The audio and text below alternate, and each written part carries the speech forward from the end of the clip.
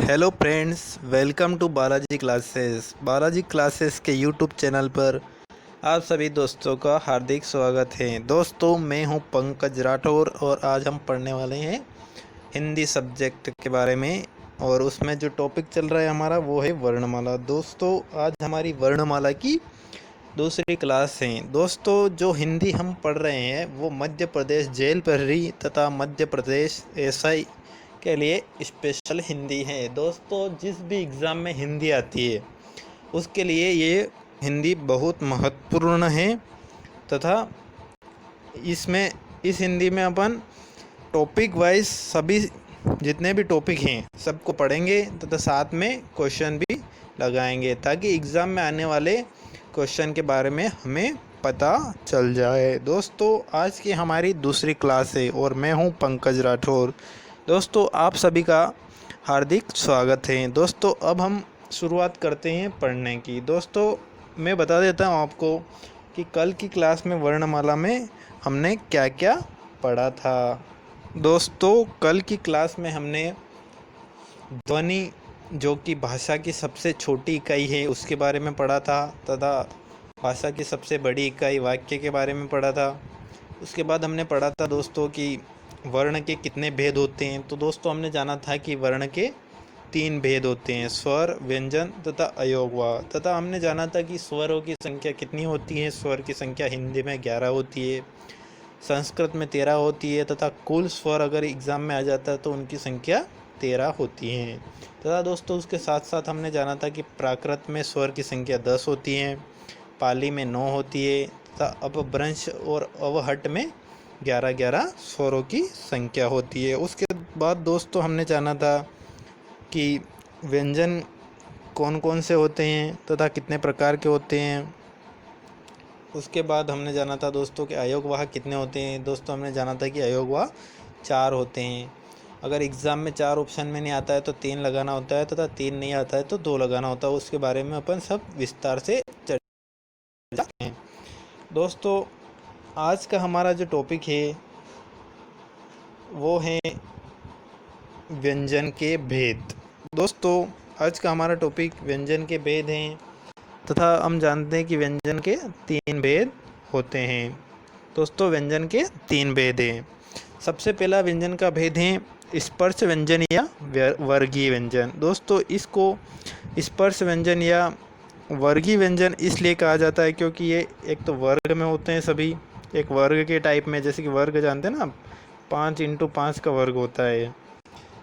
ये जो है ये 5x5 का वर्ग है, इसलिए इसको वर्गीय व्यंजन भी कहते हैं। तथा स्पर्श व्यंजन या कि ये हमारे शरीर को स्पर्श करते हुए निकलते हैं, इसलिए इनको स्पर्श व्यंजन कहा जाता है। दोस्तों, अब हम जानते हैं कि स्पर्श व्यंजन कौन कौन से होते हैं तथा इन्हें क्या क्या कहा जाता है। दोस्तों, जो स्पर्श व्यंजन होते हैं वो क से लेकर म तक होते हैं। 25 वर्ण होते हैं, क से लेकर म तक। मैंने बताया ना, 5, 10, 15, 20 तथा 25 वर्ण क से लगाकर म तक होते हैं। दोस्तों, उसके बाद 2 उषक्पित व्यंजन होते हैं। जैसे कि एक तो ये हो गया ड, इसके नीचे जो बिंदी लगी होती है ये उर्दू का शब्द है, तथा ढ, इन दोनों को उषक्पित व्यंजन कहा जाता है। इन्हें भी स्पर्श व्यंजन के अंतर्गत गिना जाता है। अगर एग्ज़ाम में दोस्तों क्वेश्चन आता है कि स्पर्श व्यंजन की संख्या कितनी है, तो अगर आपको ऑप्शन में 27 और 25 दोनों मिलता है तो आपको 27 लगाना पड़ेगा और एग्ज़ामिनर भी उसी को सही मानेगा। अगर आपको एग्ज़ाम में 27 नहीं मिलता है तो दूसरे ऑप्शन मिलते हैं और एक ऑप्शन 25 का मिल जाता है तो आपको 25 लगाना होता है। दोस्तों, अब हम जानते हैं कि क वर्ग में कौन कौन से वर्ण आते हैं, तो च वर्ग में कौन कौन से व्यंजन आते हैं, ट वर्ग में कौन कौन से व्यंजन आते हैं, त वर्ग में कौन कौन से व्यंजन आते हैं तथा प वर्ग में कौन कौन से व्यंजन आते हैं। दोस्तों, सबसे पहले जानते हैं क वर्ग के बारे में। इसमें क, ख, ग, घ और ञ। दोस्तों, क, ख, ग, घ और ञ ये क वर्ग के 5 व्यंजन हैं तथा च वर्ग में च, छ, ज, झ और एक और आता है ञ, वो इसमें टाइप नहीं हो पाया है, तो दोस्तों आप लिख लेना। दोस्तों उसके बाद ट वर्ग में आता है ट, ठ, ड, ढ, ञ तथा त वर्ग में आता है त, थ, द, ध, न तथा प वर्ग में आता है प, फ, ब, भ, म। दोस्तों ये 5 वर्ग हैं, पहला, दूसरा, तीसरा और चौथा। दोस्तों इस सब में जो पांचवा वर्ग है सभी का, इनको हम नासिक या अनुनासिक वर्ण या व्यंजन कहते हैं। अनुनासिक वर्ण या व्यंजन कहते हैं क्योंकि दोस्तों इनका उच्चारण करते समय अनुनासिक वर्ण, इनको अनुनासिक, नासिक के या नाक से निकलने वाले या नासिका वर्ण या इनका 5वां वर्ग है, इनको पंचाक्षर भी कहा जाता है। दोस्तों इनको क्या क्या कहा जाता है? एक तो अनुनासिक, नासिक्य, नासिका वर्ण, पंचाक्षर या पंचम वर्ण, इन सब नामों से इनको जाना जाता है। दोस्तों इनका जो उच्चारण होता है वो नाक तथा मुंह दोनों के संयोग से होता है। इनके उच्चारण करने के लिए नाक और मुख दोनों प्रयोग में लाना पड़ता है। दोस्तों अब हम जानते हैं इन अनुनासिक वर्णों के बारे में। दोस्तों जो अनुनासिक वर्ण है ये 5 है, हमने जाना कि ये 5 है। जिन वर्णों के उच्चारण के लिए नाक एवं मुख का प्रयोग किया जाता है अनुनासिक वर्ण कहते हैं। ये बात अपन अभी जान चुके हैं। दोस्तों उसके बाद अनुनासिक वर्ण संधि में कोई मतलब नहीं होने पर एक दूसरे में बदल जाते हैं। दोस्तों जैसे कि हम जानते हैं कि जैसे कि एक संधि है, कोई सा भी शब्द ले लेते हैं अपन, रामायण ले लेते हैं, रामायण की संधि करते हैं दोस्तों। तो रामायण की संधि करने में, संधि विच्छेद करने पे क्या आएगा? राम प्लस आयन, क्योंकि आयन का कोई मतलब नहीं होता तो न में बदल जाता है। जो न होता है ना, ये न में बदल जाता है। ऐसे ये जो अनुनासिक वर्ण होते हैं ये एक दूसरे में, जहाँ पर कोई मतलब नहीं निकलता उस स्थान पर एक दूसरे में बदल जाते हैं। दोस्तों संधि में हम इसको विस्तार से पढ़ेंगे। दोस्तों उसके बाद हम जानते हैं कि अनुनासिक वर्ण के स्थान पर अयोगवाह का प्रयोग किया जाता है। जैसे कि एक शब्द आ गया संविधान शब्द आ गया दोस्तों, मान लेते हैं अपन संविधान, तो स के ऊपर अनुस्वार लगा होता है, तो इसका जब संधि विच्छेद करेंगे अपन तो सम प्लस विधान आता है, सम प्लस विधान। तो दोस्तों जो ये म है, आधा म, ये अपना ये अनुस्वार में कन्वर्ट हो जाता है। जब संधि होती है तो अनुनासिक वर्ण के स्थान पर अयोगवाह, ये जो अनुस्वार है अपना ये अयोगवाह है, तो इसमें बदल जाता है।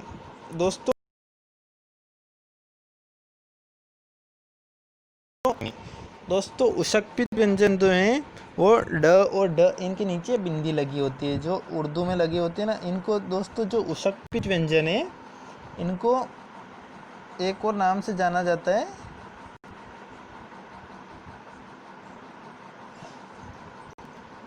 जो उशक्पित जो व्यंजन होते हैं दोस्तों इनको एक और नाम से जाना जाता है, जिसको उठे हुए व्यंजन भी या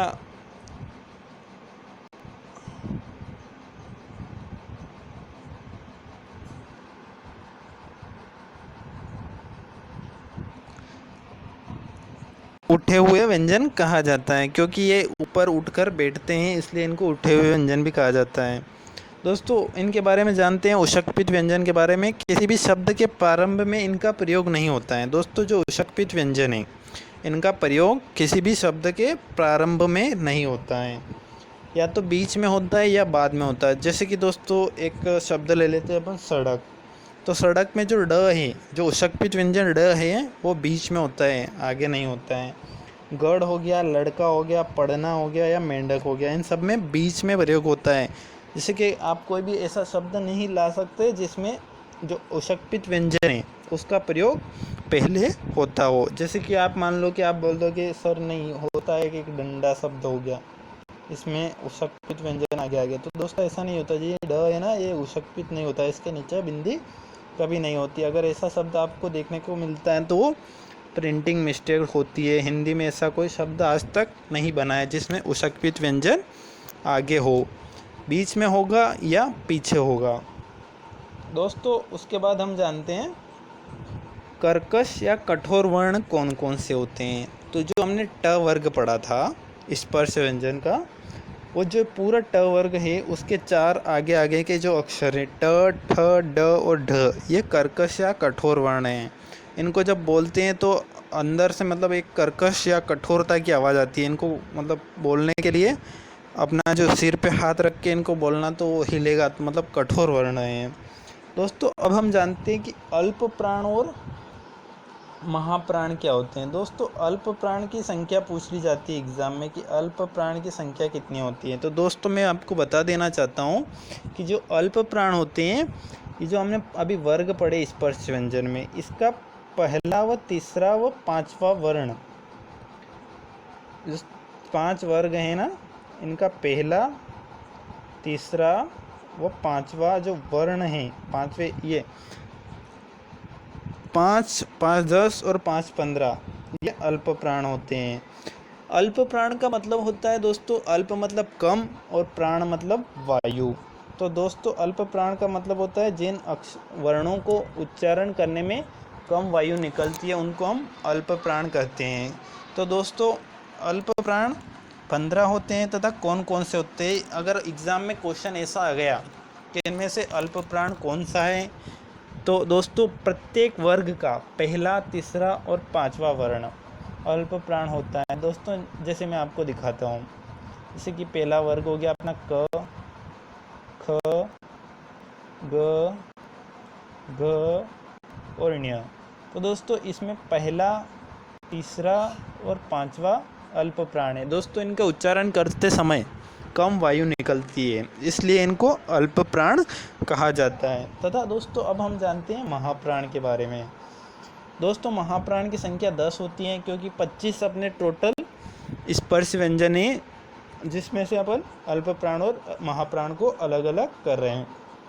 तो दोस्तों प्रत्येक वर्ग का दूसरा व चौथा वर्ण महाप्राण होता है। दोस्तों जिनमें महा मतलब अधिक और प्राण मतलब वायु, जिनको उच्चारित करते समय हमारे मुख से अधिक वायु निकलती है उनको महाप्राण कहा जाता है। दोस्तों ये आपको कोई भी हिंदी का टीचर नहीं बताएगा कि महाप्राण का अर्थ क्या होता है या अल्प प्राण का अर्थ क्या होता है। दोस्तों मैं आपको बता रहा हूँ, अगर आप इनको उच्चारित करके भी एग्ज़ाम में क्वेश्चन सोल्व करोगे तो हो जाएगा। दोस्तों क्योंकि जब हम उच्चारित करते हैं तो कम वायु निकलती है अल्प प्राण में तथा महाप्राण में अधिक वायु निकलती है। तो अगर कोई सा अक्षर आ जाता है एग्ज़ाम में और पूछ लिया जाता है कि कौन सा अल्प प्राण है और कौन सा महाप्राण है, तो आप आसानी से इसका आंसर दे सकते हो। तथा इनकी संख्या पूछ ली जाए तो अल्प प्राण 15 होते हैं तथा महाप्राण 10 होते हैं। दोस्तों उसके बाद हम जानते हैं सघोष तथा अघोष वर्ण के बारे में। दोस्तों जो सघोष वर्ण या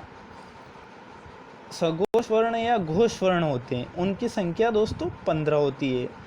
सघोष मतलब घोष के साथ जिनको बोला जाता है, जिनको बोलने में अधिक घोषणा टाइप होता है उसको, जैसे प्रत्येक वर्ग का तीसरा, चौथा व पांचवा, ये छोटा गलत लिख दिया इसमें, प्रत्येक वर्ग का पहला, तीसरा, चौथा व पांचवा वर्ग जो होता है वो सघोष होता है। उनको ज़्यादा देर तक बोला जाता है, उनको गुंजन ज़्यादा होती है। घोष मतलब गुंजन, जो गूंजता है, वो सघोष। जो कम गूंजता है वो अघोष।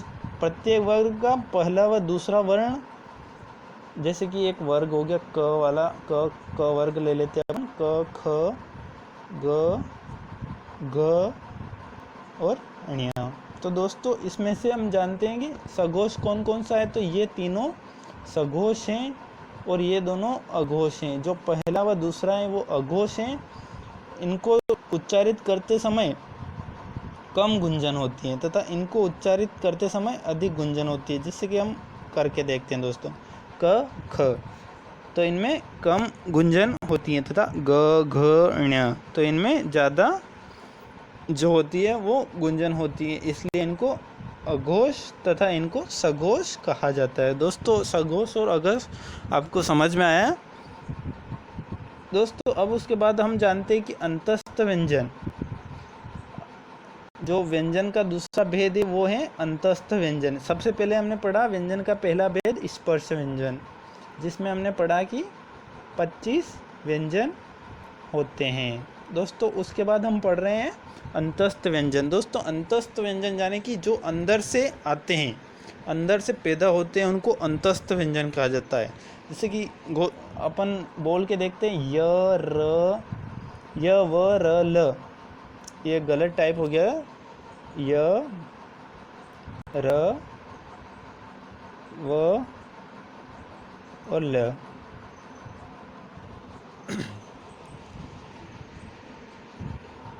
ये जो है चारों, ये अंतस्थ व्यंजन है दोस्तों, और स्पर्श व्यंजन 25 हैं। तो 25 और 4 ये कितने व्यंजन हो गए अपने? 25 और 4 29 व्यंजन हो गए दोस्तों। उसके बाद अपन जानते हैं कि ऊष्म व्यंजन, ऊष्म व्यंजन की संख्या भी दोस्तों 4 होती हैं। तो ऊष्म व्यंजन कौन कौन से हैं? श, स, श और ह। दोस्तों ये चारों जो हैं ऊष्म व्यंजन है। इनको ऊष्म व्यंजन क्यों कहा जाता है? दोस्तों ऊष्म का मतलब होता है गर्म, और व्यंजन जो गर्म, जिनको उच्चारित करने पर मुख से गर्म हवा निकलती हो, उनको हम ऊष्म व्यंजन कहते हैं। तो दोस्तों श, स, स, ह को बोल के अगर देखोगे आप, ऐसे हाथ रखोगे मुख के वहाँ पे, तो आपको गर्म गर्म महसूस होगा। इनको हम ऊष्म व्यंजन कहते हैं। तो दोस्तों अभी तक हमने पढ़ा कि 25 स्पर्श व्यंजन प्लस 4 अंतस्थ व्यंजन प्लस 4 ऊष्म व्यंजन, तो टोटल व्यंजन की संख्या हो गई अपनी 33।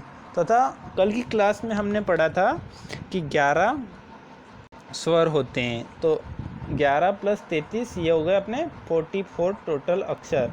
दोस्तों उसके बाद में हम जानते हैं कि संयुक्त व्यंजन जो 2 वर्णों के मेल से बनते हैं, जो 2 वर्णों के मेल से बनते हैं, 2 व्यंजन के मेल से बनते हैं, उनको हम संयुक्त व्यंजन कहते हैं। दोस्तों संयुक्त व्यंजन की संख्या भी 4 मानी जाती है। दोस्तों जो संयुक्त व्यंजन है उनकी संख्या भी 4 मानी जाती है। कौन कौन से? जैसे कि एक तो श हो गया, तो ये किस किस के मेल से बनता है दोस्तों? एक तो क प्लस श के मेल से ये श बनता है, तो इसको संयुक्त व्यंजन कहा जाता है। दोस्तों अब हो गया ज्ञ। तो ये जो ज्ञ होता है दोस्तों, हेलो, ये ज प्लस ण्य के मेल से ज्ञ बनता है। दोस्तों उसके बाद जो त्र होता है, ये त प्लस र के मेल से त्र बनता है। तथा दोस्तों जो श्र होता है, ये श प्लस र के मेल से बनता है, जिसमें जो दोस्तों जो क है, ज है, त है और श है, ये आधे आधे होते हैं। मतलब क आधा क, आधा ज, आधा त और आधा श होता है। तथा इनके सभी के 2-2 व्यंजन के मेल से जो व्यंजन बनता है, नया व्यंजन, उसको हम संयुक्त व्यंजन कहते हैं। दोस्तों इसके साथ साथ, इन चारों के साथ साथ कुछ और भी संयुक्त व्यंजन होते हैं, पर उनको काउंट नहीं किया जाता संयुक्त व्यंजन में। दोस्तों 2 व्यंजनों का मेल भी संयुक्त व्यंजन कहलाता है। जैसे विद्वान, विद्वान में दोस्तों जो द और व हैं, द आधा प्लस व, ये इन दोनों का मेल जो है विद्वान, इसमें द और व ये भी संयुक्त व्यंजन है, और द्वारा में द और व जो हैं ये भी संयुक्त व्यंजन माना जाता है, परंतु इनको काउंट नहीं किया जाता। जो हमारी वर्णमाला में वर्णों की संख्या होती है उनमें काउंट नहीं किया जाता है, जबकि जो संयुक्त व्यंजन ये 4 है, इनको उसमें काउंट किया जाता है। दोस्तों अब हम जानते हैं वर्ण विन्यास, वर्ण विच्छेद या वर्ण संयोग क्या होता है। दोस्तों उसके बारे में अपन जानते हैं। दोस्तों जो वर्ण विन्यास होता है, जिसमें जो सारे जो शब्द हैं, जो एक शब्द हैं, वो किस किस वर्ण से मिलकर बना है, उनको अलग अलग करना होता है। जैसे दोस्तों अपना छतरी हो गया, तो ये किस किस से मिलकर बना होता है?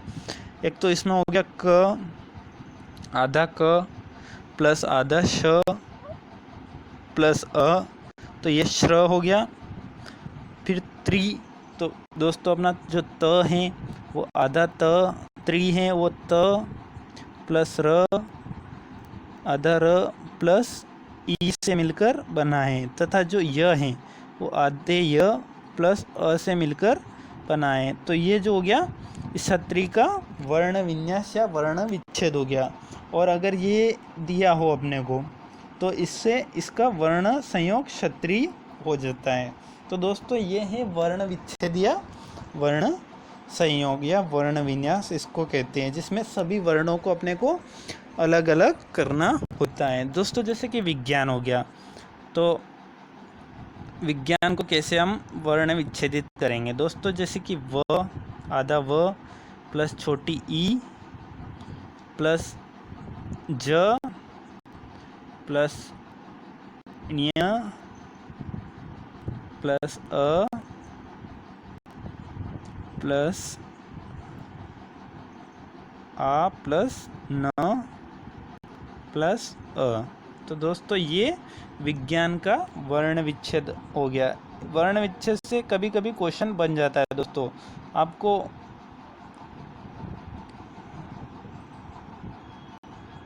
दोस्तों अब हम जानते हैं प्रकृति के वर्ण विच्छेद के बारे में। दोस्तों जो प्रकृति का वर्ण विच्छेद होता है वो कैसे होगा? आधा प प्लस आधा र प्लस अ, ये हो गया प्र प्लस क्र का क्या होगा दोस्तों? आधा क प्लस ऋषि, इसमें ऋषि आएगा प्लस आधा त प्लस ई, ये इसका प्रकृति का वर्ण विच्छेद हो गया। तो दोस्तों वर्ण विच्छेद से या वर्ण विन्यास से एग्ज़ाम में क्वेश्चन आ जाता है, जिसमें ऑप्शन में आपको ऐसे 4 ऑप्शन मिलेंगे, जिसमें से आपको सही पहचान करना आना चाहिए। इसके लिए आपको वर्ण विच्छेद आना ज़रूरी है। दोस्तों वर्ण विच्छेद के लिए आपको वर्णों की नॉलेज होना ज़रूरी है। उसके लिए दोस्तों आपको हमारा आज का लेक्चर पूरा तथा जो पिछला लेक्चर है उसको भी पूरा देखना पड़ेगा, तथा हमारी वर्णमाला की एक क्लास और होगी उसको भी पूरा देखना पड़ेगा। दोस्तों अब हम जानते हैं प्रधान अध्यापक का वर्ण विच्छेद क्या होगा। तो दोस्तों हम प्रधान अध्यापक का वर्ण विच्छेद करके देखते हैं। आधा प होगा, आधा र होगा प्लस अ होगा प्लस आधा ध होगा प्लस आ होगा और प्लस, एक मिनट दोस्तों, प्लस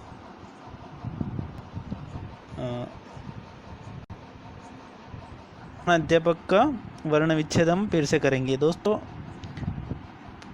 आधा प आधा र प्लस अ प्लस आधा ध प्लस आ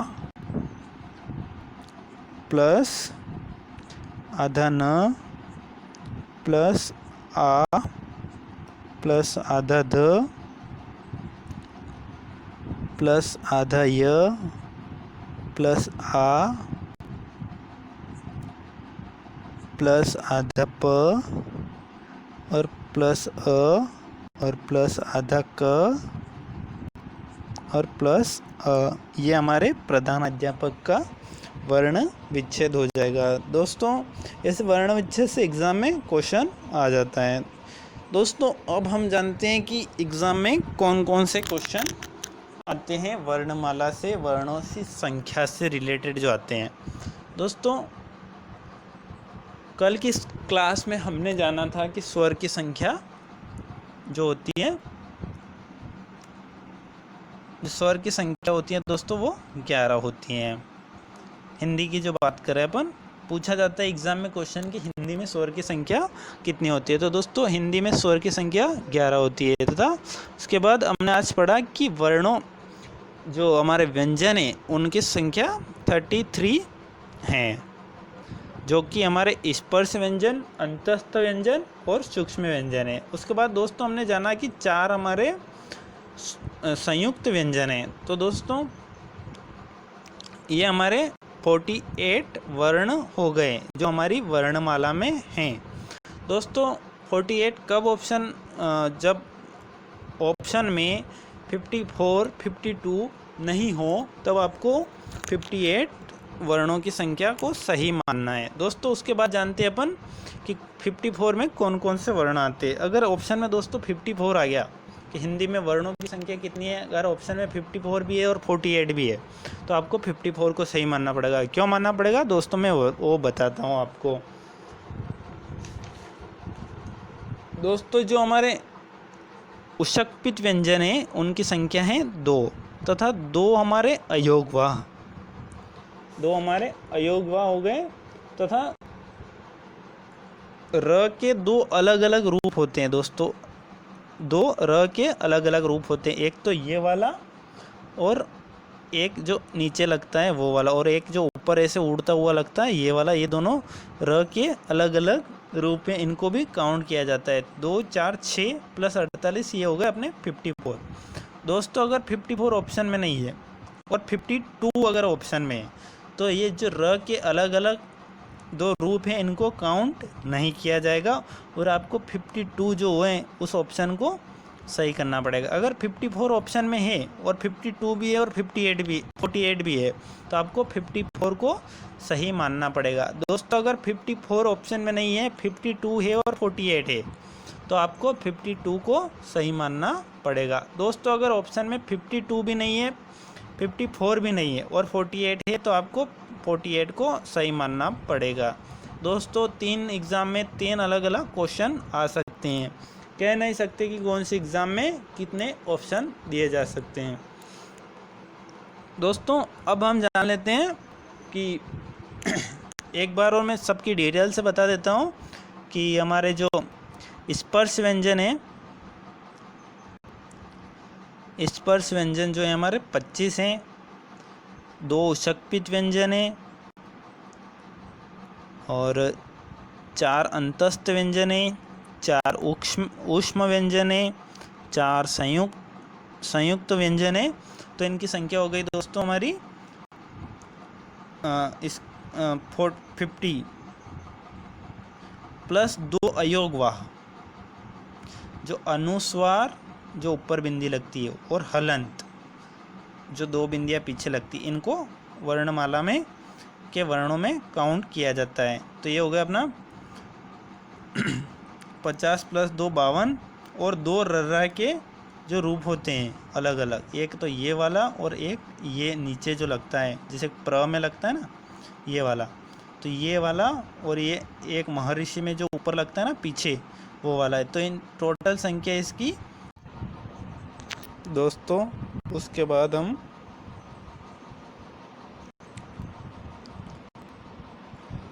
स्वर के बारे में जान लेते हैं। दोस्तों जो स्वर होते हैं वो टोटल 11 होते हैं, जिसमें 3 सजातीय, 4 विषम जाति तथा 4 मूल स्वर होते हैं। कुल मिला के 11 स्वर होते हैं। दोस्तों आज की हमारी क्लास आपको कैसी लगी ये ज़रूर बताएं कमेंट बॉक्स में, तथा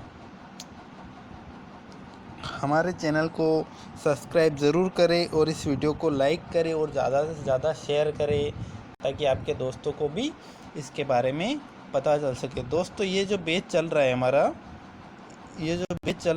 ये जेल प्रहरी अभी जो वैकेंसी आई है एमपी में हाल ही में 282 पोस्ट के लिए जेल प्रहरी की वैकेंसी आई है, उसका 20 नंबर आराम से कवर करवा देगी। दोस्तों आज हमारा जो वर्णमाला चैप्टर चल रहा है वो अभी कंप्लीट नहीं हुआ, इसकी एक लेक्चर और लगेगा। क्लास 3 जो कि कल की क्लास होगी वो भी वर्णमाला के आधारित होगी। दोस्तों इन 3 क्लास अगर आपने पढ़ ली कंप्लीट, इनका नोट्स बना लिया तथा पढ़ ली तो एमपी एसआई में वर्णमाला से आने वाला एक भी क्वेश्चन बाहर नहीं जाएगा तथा जेल प्रहरी में आने वाला वर्णमाला से एक भी क्वेश्चन बाहर नहीं जाएगा, इस बात की मैं गारंटी लेता हूँ।